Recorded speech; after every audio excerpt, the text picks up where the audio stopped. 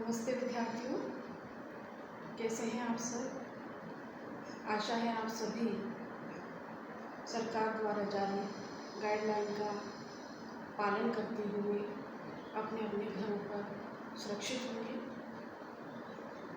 Corona के इस संकट के समय में आप स्वस्थ रहें, घर पर रहें, सरकार द्वारा समय समय पर जारी दिशा निर्देशों का पालन करते रहें। आज हम यहाँ पर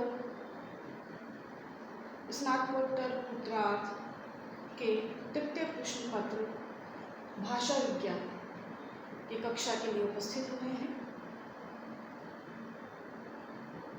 बच्चों, जैसा कि नाम से ही हमें पता चल रहा है, भाषा विज्ञान, इस प्रश्न पत्र में हम भाषा के संदर्भ में भाषा की विस्तृत रूप से, भाषा एक विज्ञान के रूप में है, भाषा का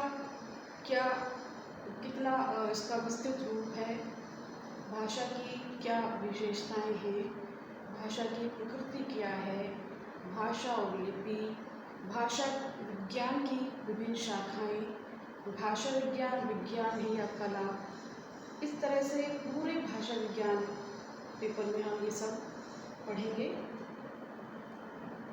आज की हमारी प्रथम कक्षा में, भाषा विज्ञान की प्रथम जो हमारी कक्षा है, उसमें सबसे पहले हम चर्चा करेंगे भाषा का अर्थ और परिभाषा। जैसा कि आप सभी जानते हैं, मनुष्य एक सामाजिक प्राणी है और वह समाज में रहता है। समाज में रहने के कारण वह निरंतर समाज की अन्य व्यक्तियों से, दूसरे व्यक्तियों से अपना विचार विनिमय करता है, वार्तालाप करता है, और विचार विनिमय करने के लिए वह वाणी का प्रयोग करता है। अपने भावों को, अपनी संवेदनाओं को पहुंचाने के लिए उसे भाषा की आवश्यकता होती है। लेकिन बच्चों, आदिम काल में या आदिम अवस्था में जब भाषा का विकास नहीं हुआ होगा, तो माना जा सकता है कि संभवतः मनुष्य संकेतों का प्रयोग करता होगा। जैसा कि आज भी हम देखते हैं कि अगर किसी सिर नीचा करके आगे हिलाने से स्वीकारोक्ति का बोध होता है, उसी प्रकार सिर को दाएं बाएं नकारात्मक दृष्टि से घुमाने से नकारात्मकता का बोध होता है। तो ये सब भी भाषा के अंतर्गत मानी जाती है। जैसे कि ट्रैफिक सिग्नल्स की अगर हम बात करते हैं, तो ट्रैफिक सिग्नल्स में हरी बत्ती, लाल बत्ती, पीली बत्ती अपने आप में संकेत देती है, अपने आप में हमें संदेश देती है। ग्रीन बत्ती का मतलब है कि आगे बढ़ो, लाल बत्ती का मतलब है रुक जाओ, पीली बत्ती का मतलब है ठहराओ। तो ये सब भाषा के अंतर्गत हम मानते हैं। लेकिन भाषा की जब हम भाषा विज्ञान की दृष्टि से बात करते हैं, तो भाषा का अर्थ बहुत विभिन्न प्रकार से हम ले सकते हैं। इसका भाषा का अर्थ, जैसा कि यहाँ आप देख सकते हैं, भाषा शब्द के विभिन्न अर्थ। भाषा शब्द का औपचारिक प्रयोग, जब हम भाषा शब्द के औपचारिक प्रयोग की बात करते हैं, तो उसके अंतर्गत संकेतों की भाषा, पशु पक्षियों की भाषा, इंगितों की, संकेतों की भाषा आदि को भी हम इसमें सम्मिलित करते हैं। क्योंकि भाषा शब्द का प्रयोग करते ही हमें भाषा के अंतर्गत सारे रूपों को हम मान के चलते हैं कि भाषा जो है वो इंगितों की भाषा भी है, सांकेतिक संकेतों की भाषा भी है, और पशु पक्षियों की, जैसे कि कुत्तों की भाषा, बंदरों की भाषा। गोस्वामी तुलसीदास ने भी जैसे बताया है खग की बोली, उन्होंने खग की बोली को भी भाषा के अंतर्गत समाहित किया है। इसी प्रकार चेहरे के भाव, मुद्राएं, मुख विकार आदि को भी हम भाषा के अंतर्गत सम्मिलित करते हैं। तो ये भाषा शब्द का औपचारिक प्रयोग है। इसके अतिरिक्त भाषा शब्द के दूसरे अर्थ की हम बात करते हैं, तो वह आती है मानव मात्र की भाषा। मानव मात्र की भाषा के अंतर्गत हम मानव मात्र की भाषा को सम्मिलित करते हैं, जिसमें भाषा का अर्थ मानव मात्र की भाषा है। मानव चाहे किसी भी देश, जाति या वर्ग का हो, सभ्य हो, शिष्ट हो या असभ्य, अशिष्ट, ग्राम्य हो या नागरिक हो, इस अर्थ में मनुष्य मात्र द्वारा प्रयुक्त व्यक्तवाणी को भाषा के अंतर्गत समाहित किया जाता है। यह भाषा शब्द का दूसरा अर्थ है। इसी प्रकार तीसरा अर्थ हम लेते हैं देश विशेष की भाषा। भाषा शब्द का कुछ और संकुचित अर्थ में प्रयोग तब होता है जब इसका व्यवहार हम किसी विशेष भूभाग या देश विशेष के मनुष्यों द्वारा अभिव्यक्ति के माध्यम के रूप में प्रयुक्त भाषा के लिए करते हैं। इस रूप में भाषा का अर्थ होता है हिंदी, जर्मनी, फ्रेंच, अंग्रेजी इत्यादि भाषा। भाषा शब्द का एक और अर्थ हम लेते हैं प्रांत विशेष की भाषा। भौगोलिक क्षेत्र की दृष्टि से जब किसी देश के विभिन्न प्रांतों में रहने वाले मनुष्यों में अभिव्यक्ति के माध्यम के लिए भाषा शब्द का व्यवहार किया जाता है, तब भाषा से तात्पर्य होता है किसी विशेष प्रांत की भाषा। इस अर्थ में भाषा का अर्थ कुछ और अधिक सीमित हो जाता है। उदाहरण के लिए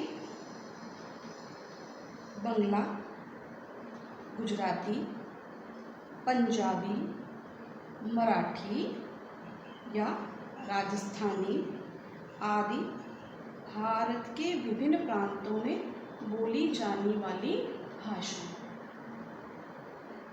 भाषा शब्द का एक और अर्थ वर्ग विशेष की भाषा के रूप में भी लिया जाता है, क्योंकि जैसा कि आप सभी जानते हैं, मनुष्य का स्वभाव होता है कि वह समूह में रहना पसंद करता है और वह समूह ऐसा समूह होता है जो उसे अपने पूर्वजों की परंपरा से प्राप्त हुआ है। और कभी कभी जो मनुष्य है वह अपनी किसी प्रवृत्ति के कारण एक समूह या एक समुदाय में रहता है और वह समूह या समुदाय भिन्न प्रकृति का, भिन्न विचारधारा और अपनी विशेष वेशभूषा से एक अलग अस्तित्व रखता है।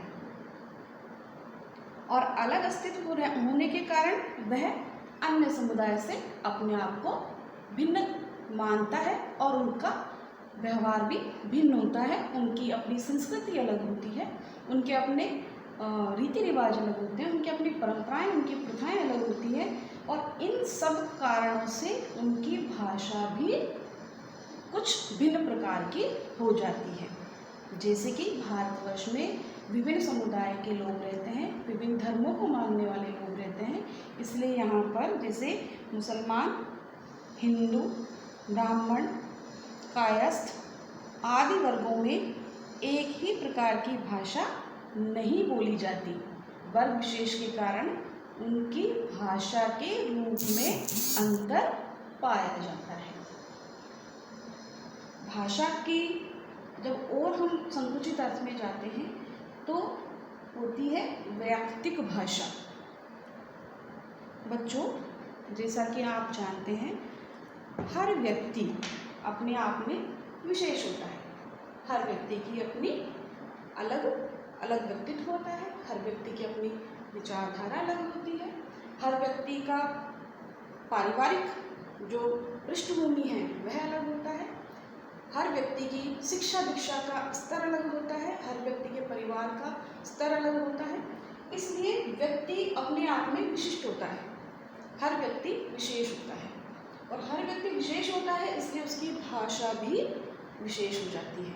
हर व्यक्ति का उसकी टोन, उसका लहजा, उसका परिवार, उसका परिवेश, उसके पूर्वजों से, प्रथाओं से, अपनी संस्कृति से वह भिन्न होता है।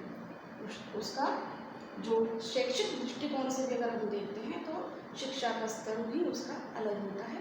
इसलिए हर व्यक्ति की भाषा, हर व्यक्ति का अपना शब्द समूह, हर व्यक्ति की, हम कहते हैं वोकैबुलरी, सबकी अपनी शब्दावली, शब्द भंडार अलग होते हैं। बोलने का तरीका, बोलने की स्टाइल, शैली अलग होती है। इसलिए वैयक्तिक भाषा अगर हम वर्ग विशेष से भी संकुचित अर्थ में लेते हैं तो वैयक्तिक भाषा होती है जो हर व्यक्ति को एक दूसरे से अलग करती है। ये तो हो गई हमारी भाषा के अलग अलग रूपों की बात। लेकिन जब हम भाषा विज्ञान की बात करते हैं तो भाषा विज्ञान में हम भाषा वैज्ञानिक दृष्टि से भाषा की चर्चा करते हैं। क्योंकि जब भाषा की हमने औपचारिक रूप की बात की तो उसमें हमने इंगितों की भाषा, सांकेतिक भाषा, मुद्रा, हाव भाव की भाषा, आंखें मटकाना, आंखें दबाना, मुंह बिचकाना, इन सबको भी हमने भाषा के अंतर्गत सम्मिलित किया है। लेकिन भाषा विज्ञान में जब भाषा की हम चर्चा करते हैं तो वहाँ भाषा वैज्ञानिक दृष्टि से भाषा का रूप और भी अधिक संकुचित हो जाता है। क्योंकि भाषा विज्ञान में केवल उसी भाषा का अध्ययन किया जाता है जो वाणी के रूप में व्यक्त होता है। मुंह बिचकाना या मुंह से विभिन्न प्रकार की आवाज़ें करना, जैसे किलकारी मारना, उन सबको हम भाषा वैज्ञानिक दृष्टि से भाषा की श्रेणी में नहीं मानते। ना ही हम इंगितों की भाषा को मानते हैं, जैसे कि हम हाथ का इस तरह से इशारा करके किसी को बुलाने का संकेत करते हैं, सामने वाला भी उस बात को हमारे को समझ जाता है। या सहमति में हम अपना ऐसे सिर हिलाते हैं स्वीकारोक्ति में, तो वो भी समझ में आता है, हमारी भावनाएं दूसरे तक पहुंच रही हैं। लेकिन भाषा विज्ञान में इनको स्थान नहीं दिया जाता है। भाषा वैज्ञानिक दृष्टि से हम बात करते हैं तो भाषा के अंतर्गत इसको सम्मिलित नहीं करते हैं। केवल व्यक्त जो ध्वनियाँ हैं, जो उच्चारणावलियों द्वारा व्यक्त जो ध्वनि समुच्चय है, ध्वनि समूह है, उसका अध्ययन हम भाषा विज्ञानिक दृष्टि से भाषा के अंतर्गत करते हैं।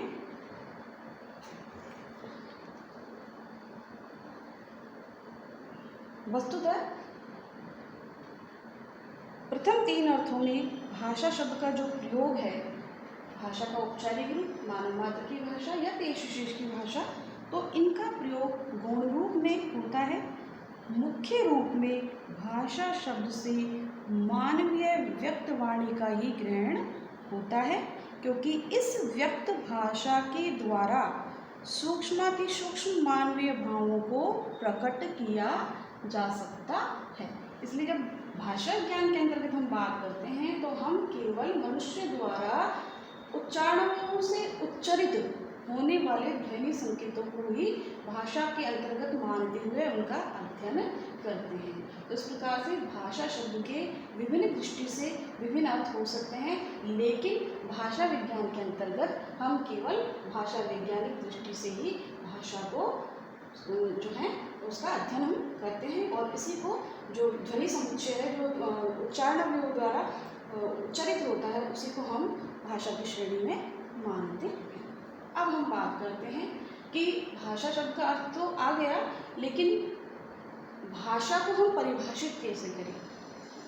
विद्यार्थियों, भाषा शब्द अपने आप में इतना विस्तृत है कि उसे शब्दों में बांधा जाना बहुत ही मुश्किल है। क्योंकि भाषा की जब हम बात करते हैं तो विभिन्न परिभाषाएं हम देते हैं। और भाषा, जैसा कि अभी हमने यहाँ चर्चा की है कि विभिन्न रूपों में भाषा को हम इस्तेमाल करते हैं या प्रयोग में लेते हैं। जैसे एक छोटा सा उदाहरण मैं आपको दूँ कि उच्च शिक्षित वर्ग होता है, जब शादी या विवाह का जब निमंत्रण किसी को दिया जाता है तो हम कार्ड देते हैं, वो लिखित रूप में हम निमंत्रण देते हैं। लेकिन आज भी 21वीं सदी में भी हम देखते हैं कि गाँवों में, देहातों में हल्दी, पीले चावल या सुपारी, पान सुपारी इनके माध्यम से ही निमंत्रण दिया जाता है, वो भी भाषा का एक माध्यम है, लेकिन उसको हम भाषा विज्ञान में भाषा की श्रेणी में नहीं मानते। कहने का तात्पर्य ये है कि भाषा इतना विस्तृत अर्थ लिए हुए है कि उसे परिभाषित करना थोड़ा कठिन हो जाता है। परिभाषाओं पर जब हम चर्चा करते हैं तो प्लेटो ने सबसे पहले अपने विचार व्यक्त करते हुए भाषा के लिए कहा है कि विचार और भाषा में थोड़ा ही अंतर है। विचार आत्मा की मूक या अध्वन्यात्मक बातचीत है, वही जब ध्वन्यात्मक होकर होठों पर प्रकट होती है तो उसे भाषा कहते हैं। कहने का तात्पर्य यह है कि जो विचार हमारे अंदर हमारे मस्तिष्क में चल रहे होते हैं वो विचार होते हैं, और जब तक वो वाणी का रूप नहीं ले लेते तब तक वो भाषा नहीं कहलाती, क्योंकि विचार हमारे हृदय में हमारे मस्तिष्क में चल रहे होते हैं, लेकिन तब तक वो विचार ही रहते हैं। लेकिन जैसे ही वो विचार हमारे होठों पर यानी कि हम उच्चारणावयवों का प्रयोग करते हुए जैसे ही उन्हें वाणी के रूप में अभिव्यक्त कर देते हैं तो वो भाषा हो जाती है। वहीं दूसरे विचारक स्वीट कहते हैं ध्वन्यात्मक शब्दों द्वारा विचारों का प्रकटीकरण ही भाषा है। विद्यार्थियों, यहाँ भी आप देखिए ध्वन्यात्मक शब्दों द्वारा, जब तक हमारे विचार हमारा कोई भी चिंतन मनन या कोई भी हमारी अभिव्यक्ति जब तक ध्वनि का रूप नहीं लेती तब तक हम उसको भाषा की संज्ञा से भेद नहीं कर सकते, ऐसा स्वीट का विचार है। वहीं पतंजलि कहते हैं कि व्यक्ताम वाची वर्णा येषां ता इमे व्यक्तवाचय। पशु पक्षियों की भाषा अव्यक्त है और मनुष्यों की भाषा व्यक्त, क्योंकि इसमें वाणी रूप में प्रयुक्त वर्ण स्पष्ट होते हैं। अतएव महाभाष्यकार ने व्यक्त वर्णात्मक वाणी को ही भाषा माना है। यहाँ पतंजलि भी व्यक्तवाची वर्णा येषां ता इमे व्यक्तवाच है, जो वाणी के रूप में वर्णात्मक वाणी के रूप में जिसको अभिव्यक्ति मिल सके वही भाषा की श्रेणी में उन्हें माना है। आगे एक विचारक हैं जेस्पर्सन, वह भी अपनी परिभाषा देते हुए या भाषा को परिभाषित करते हुए कहते हैं कि मनुष्य का मस्तिष्क विचार प्रकट करने के लिए ध्वन्यात्मक शब्दों का प्रयोग करता है, जिन्हें भाषा की संज्ञा दी जाती है। मनुष्य का जो मस्तिष्क है, देखिए मनुष्य के मस्तिष्क में विचार चलते रहते हैं, लेकिन वे विचार के रूप में ही रहते हैं जब तक कि उनको ध्वनि के रूप में प्रकट नहीं किया जा सकता। तो जेस्पर्सन भी ध्वन्यात्मक शब्दों को, ध्वन्यात्मक जो शब्द हैं उनको ही भाषा की श्रेणी के में या भाषा के अंतर्गत समाहित करते हैं। इसी प्रकार डॉक्टर सुकुमार सेन हिंदी के एक विद्वान, उन्होंने भी अपनी जो है भाषा को परिभाषित करते हुए उन्होंने बोला है अर्थवान कंठोद्गीर्ण ध्वनि समष्टि ही भाषा है। अर्थवान कंठोद्गीर्ण ध्वनि समष्टि, अर्थवान जिसका कि कोई अर्थ हो। ऐसा नहीं है कि कंठ से उत्पन्न होने वाला कोई भी ध्वनि समूह भाषा है, नहीं, जो एक विशेष अर्थ से युक्त है। इसलिए जो है सुकुमार सेन क्या कहते हैं कि अर्थवान कंठोद्गीर्ण ध्वनि समष्टि ही भाषा है, इसका कि अपना कोई एक सुनिश्चित अर्थ हो, ऐसी ध्वनि समष्टि को ही हम भाषा के अंतर्गत सम्मिलित करते हैं। आगे हम सारी परिभाषाओं पर चर्चा करने के बाद भोलेनाथ तिवारी की परिभाषा पर भी एक नज़र करते हैं। भाषा वैज्ञानिक भोलेनाथ तिवारी भाषा की परिभाषा देते हुए कहते हैं कि भाषा उच्चारण अवयवों से उच्चरित यादृच्छिक ध्वनि प्रतीकों की वह व्यवस्था है जिसके द्वारा समाज विशेष के लोग आपस में विचारों का आदान प्रदान करते हैं। भाषा क्या है? सबसे पहला, भाषा में क्या गुण होना चाहिए कि वह उच्चारण अवयवों से उच्चरित हो, यानी कि जिसमें मनुष्य अपने उच्चारण अवयव है, जैसे कि कंठ, जिह्वा, तालु, मूर्धा, अधर, होंठ, इन सब उच्चारण अवयवों का प्रयोग करते हुए जो ध्वनि समुच्चय उच्चरित करते हैं, और साथ ही वो कैसा हो? यादृच्छिक ध्वनि प्रतीक। यादृच्छिक यानी कि जिसमें कि कोई अर्थ हो, क्योंकि यादृच्छिक का तात्पर्य है कि एक ध्वनि समूह है और उस ध्वनि समूह में हम एक अर्थ आरोपित करते हैं। जैसा कि मैं आपको उदाहरण दूँ, क म ल, क ध्वनि, म ध्वनि और ल ध्वनि, इन तीनों वर्णों को मिलाने से बनता है कमल।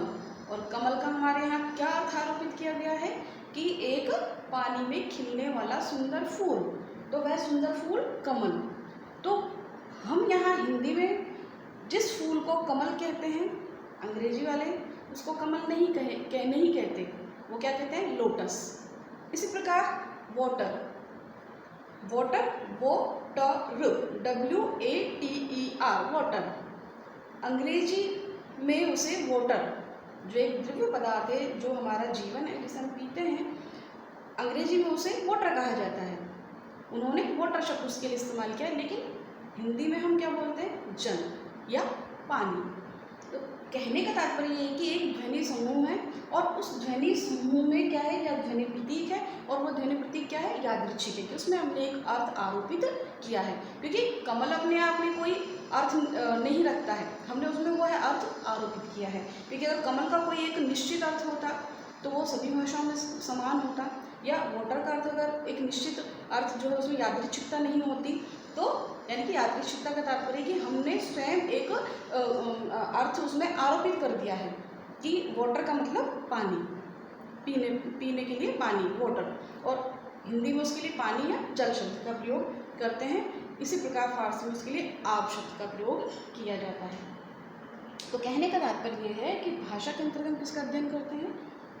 वह भाषा या भाषा वह है जो उच्चारण अवयवों से उच्चरित यादृच्छिक ध्वनि प्रतीकों की वह व्यवस्था है। भाषा का अपना एक सिस्टम है, अपनी एक व्यवस्था है, जिसके द्वारा समाज विशेष के लोग आपस में विचारों का आदान प्रदान करते हैं। तो जब हम बोले ना तिवारी की इस परिभाषा पर चर्चा करते हैं, तो हमारे सामने भाषा से संबंधित कई बातें सामने निकल कर आती हैं कि सबसे पहले तो भाषा जो है वह क्या है? विचार विनिमय का एक साधन है, क्योंकि भाषा के माध्यम से एक समाज विशेष के लोग आपस में क्या करते हैं? विचारों का आदान प्रदान करते हैं। तो भाषा की एक प्रमुख विशेषता कहें या हमें भाषा की प्रमुख एक मूलभूत बात इसको कहें तो भाषा क्या है? भाषा एक समाज द्वारा या समाज के विशेष लोगों द्वारा विचारों का आदान प्रदान करने के लिए प्रयुक्त होती है। भाषा जो है वह वक्ता के विचार को श्रोता तक पहुंचाती है, यानी कि वह विचार करने का साधन है। भाषा निश्चित प्रयत्न के फलस्वरूप मनुष्य के उच्चारण अवयवों से निसृत ध्वनि समष्टि होती है। जैसे कि हम कह रहे हैं कि एक उच्चारण अवयवों से उच्चरित, यानी कि हम उच्चारण अवयवों से एक उच्चरित और प्रयत्नपूर्वक उच्चरित एक ध्वनि समष्टि को भाषा के अंतर्गत लेते हैं।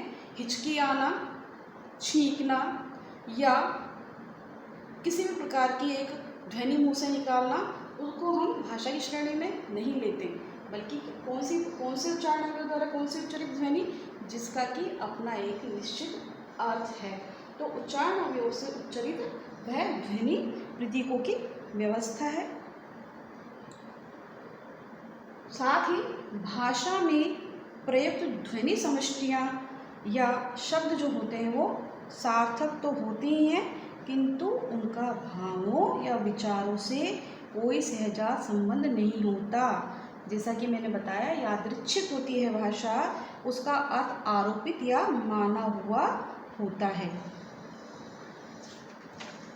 साथ ही भाषा के लिए हम कह रहे हैं कि भाषा ध्वनि प्रतीकों की वह व्यवस्था है। भाषा का अपना एक सिस्टम है, भाषा के अपने कुछ नियम हैं, जिनको कि हम जैसे कहते हैं अंग्रेजी में, हिंदी में या हर भाषा में अपने कुछ व्याकरणिक नियम होते हैं।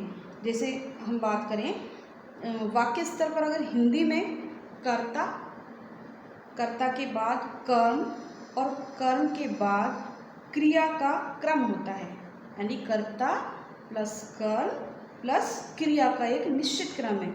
वहीं अंग्रेजी में कर्ता प्लस क्रिया प्लस कर्म का एक निश्चित क्रम है।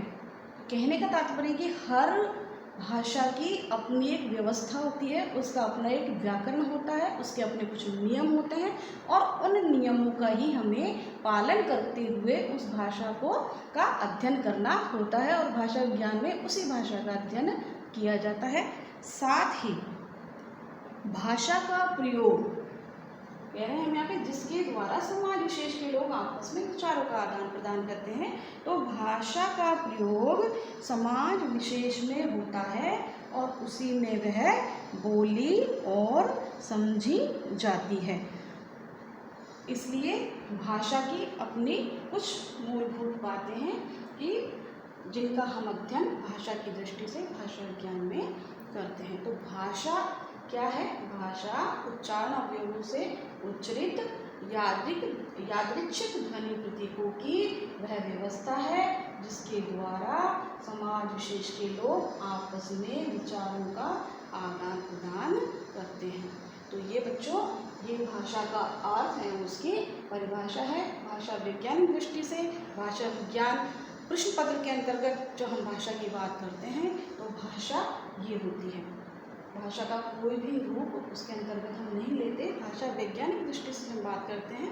यद्यपि भाषा की सांकेतिक भाषा है, इंगितों की भाषा है, पशु पक्षियों की भाषा है, मानव से इतर जो भाषाएं हैं उनको भी हम भाषा विज्ञान में पढ़ेंगे, लेकिन भाषा वैज्ञानिक दृष्टि से बात करते हैं तो भाषा विज्ञान में भाषा के इस रूप की हम बात करते हैं और इसी की हम चर्चा करते हैं। और भाषा विज्ञान की विभिन्न शाखाओं की हम बात करेंगे तो इसी भाषा को आधार मानते हुए हम आगे भाषा विज्ञान जो प्रश्न पत्र है उसमें उसका अध्ययन हम करेंगे और हम देखेंगे किस प्रकार से भाषा और लिपि का संबंध होता है और हिंदी भाषा और हिंदी से इतर बहुत सारी बोलियाँ भाषाएं उन सब का अध्ययन फिर हम जो है इस प्रश्न पत्र में करेंगे।